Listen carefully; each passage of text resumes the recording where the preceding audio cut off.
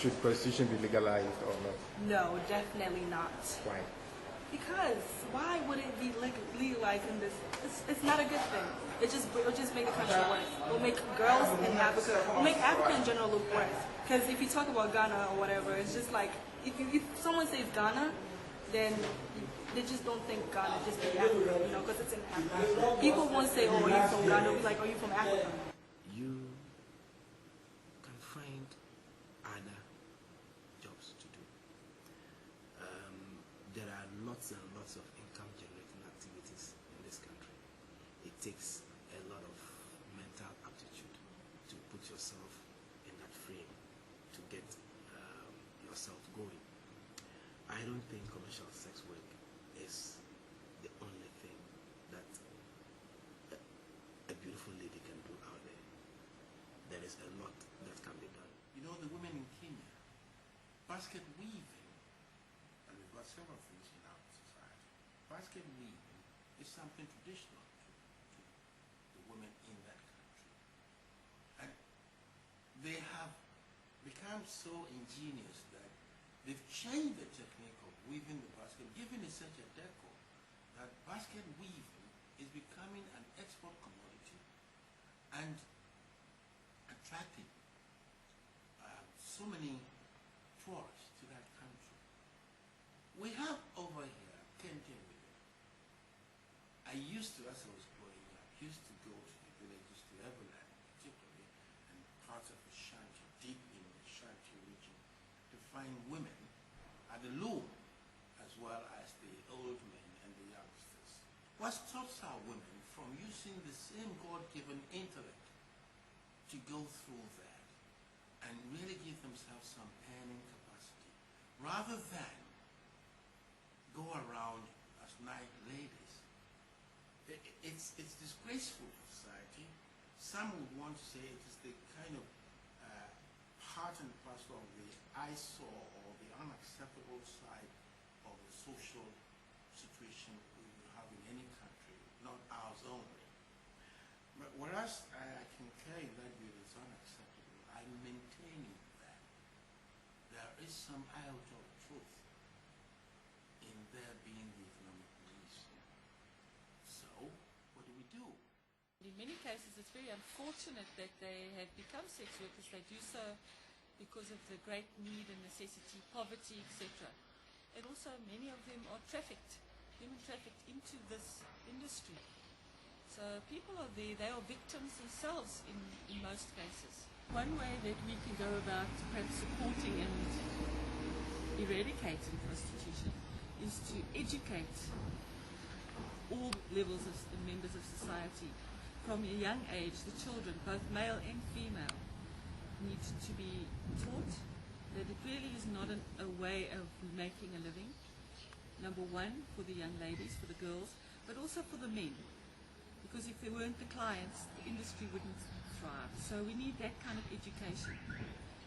Secondly, we need to deal with the instances of human trafficking, and I think there need to be very stern laws against human trafficking, the selling of girl children, the people that are dealing in that, the pimps, there need to be strong laws against that. Healthcare systems need to be put into place. Education must happen so that the stigma can go away, and we realize that in most cases it is because of poverty. And then a big factor as well is the drug trade, because many of these girls would be involved in taking of drugs so that they can numb their minds, so that they can do the business.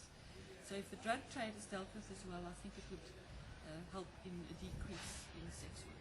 I think the issue is about education, and I think that's how we can curb the spread of HIV among within these populations like sex work, and both male and female. I think education is more needed, and I think we need to get do away with the issue of people saying calling condoms CDs and all that, so that people will freely carry condoms around and freely buy condoms, and people should use them, and people should be I think there should be no stigma attached to condoms and then buying of condoms or sales of condoms or the use of condoms. Now, education needs to be given to those who are engaged in commercial sex work. Education about protecting themselves, education about seeking early medical care when they realize that they have STIs. The solution on the part of that contraction of AIDS, or the possibility and probability of all of those things, is that we may want to intensify our education of these women.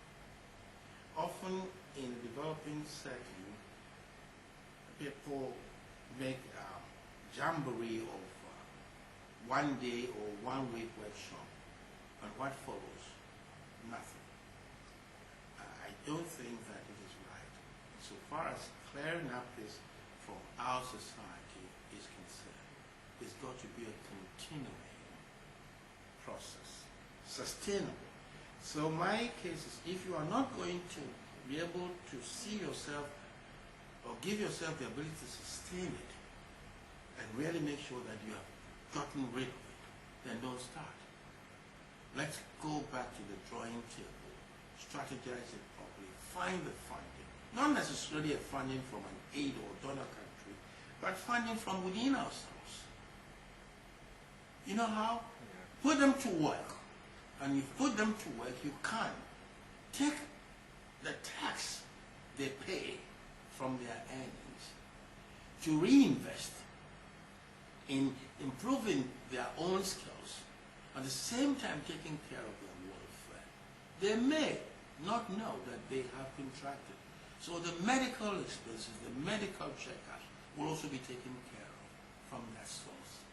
What Ghana AIDS Commission specifically is doing is that we have engaged the services of large civil society organizations, one of them being a group called Workers. And they engage commercial sex workers. The idea is to make sure that they engage, for those who want to engage in commercial sex work, that they do it such that they don't put themselves and then their clients at risk. They have been given some education. They formed some peer groups, and the idea is for them to educate each other when it comes to adopting safer strategies in their trade. The other thing that Workers is doing is to also make sure that those who are willing to leave the trade and engage in other income-generating activities are given the necessary support. But in every trade or every organization or every institution, it is not everybody you can get out. So for those who decide to remain in, the idea is to, protect them. The strategy is called live and let